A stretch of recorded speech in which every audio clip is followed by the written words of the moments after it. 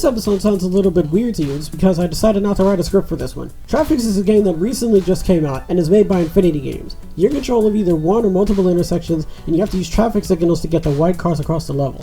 Lights are changed by clicking or tapping on them, and double clicking or tapping turns all the lights either green or red. Don't cause any accidents, and make sure no one stays on the light for too long. Some levels have trains and planes that you have no control over too, so you also have to make sure that you manage everything properly, while also hoping to keep track of certain things that you can't even do anything about, which is really good because this game makes you use your head, which a lot of games, I don't want to say a lot of games don't do, but not a lot of games are shooting for that, and I like that this game is definitely going that direction. Each level feels surprisingly different from the last as well, which is good, because this is the type of game that you're going to be staring at for a long time, so they wanted to keep a background that was nice and simple, but also easy on the eyes as well. Especially with the cars weaving through the traffic that you made sure was like meticulously made so that no car would run into each other, which is good. It's on Steam for $5, App Store for $4, and Google Play for $3. It's perfect, it's cheap, it's something to take your mind off of maybe work or stress for like 45 minutes to an hour. If you want it, get it, because I'm going to do the same. According to Android Police, Google's charging this $4.99 a month plan for access to premium games and apps in the store. It might be copying the Apple Arcade monthly plan too, which is essentially doing the same thing. Games like Monument Valley, Knights of the Old Republic, Stardew Valley, and Marvel Pinball are all available on the service so far. Play Pass isn't just focused solely on games like Apple Arcade is, but Apple Arcade's family plan is already included, even though it's rumored from the pictures on Google's end. So far it's only a test though, so nothing's set in stone. Given Google's project history, it may not even launch, it might release later this year.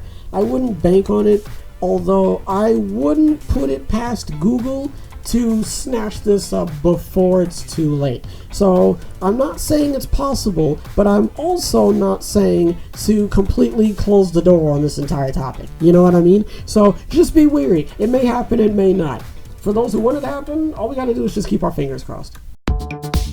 So originally, Death Stranding was to be released on the PlayStation in November, and then later get released on PC according to Kojima Productions in a Q&A that took place back in 2015 when it was initially an unnamed project.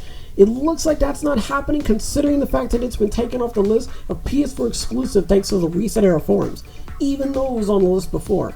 If you use the Wayback Machine, you can see that May 26 was the last time it was seen on the list. Some think it means Death Stranding is coming to PC sooner than we thought based off assumption, but even then it's really hard to tell. Kojima is going to make sure this comes out.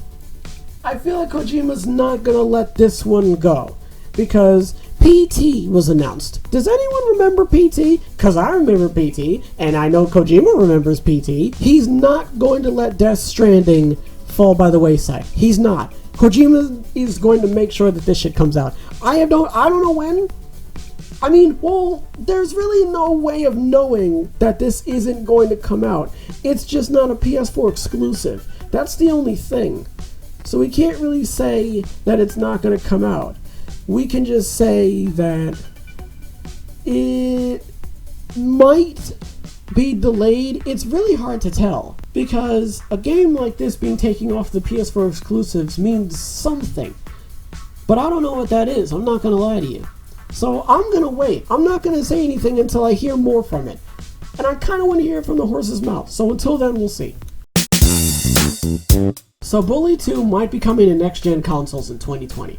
Now I say might because info was released by SWEGTA, who's been known to cover Bully-related content for quite a while, and is also well known as a reliable source of info. Another component would have to be the tweet sent out by Yan2295 that said Bully is currently in development, and is supposed to be the next game to be made after Red Dead Redemption 2. The only problem is that 4-month gap from Red Dead Redemption 2 does not help Rockstar. But a recent Easter egg in GTA Online kind of shifts the balance. So if it is true, we might either see a sequel that either has a new main character, Jimmy going to college, or some other type of plot that a Rockstar dev might hopefully spill the beans on in the future. I've been hearing rumors about this game for so long, and now it's decided to pop back up to the surface. And we're kind of getting a little bit more deeper into whether or not Bully 2 is actually going to be released at some point. At this point, I don't even know, but I'm kind of siding with everyone saying that it's going to come out. I don't know when, I just know it'll be sooner rather than later. That's about as much as I know. Other than that, there's not really much else I can say about it. I look forward to it. I know a lot of people look forward to it. So whether it comes out now or later, I'm still going to buy it. Doesn't matter to me. Thank you guys so much for watching. Be sure to hit that notification bell and the subscribe button so you don't miss any new content. And I'll definitely catch you guys in the next one.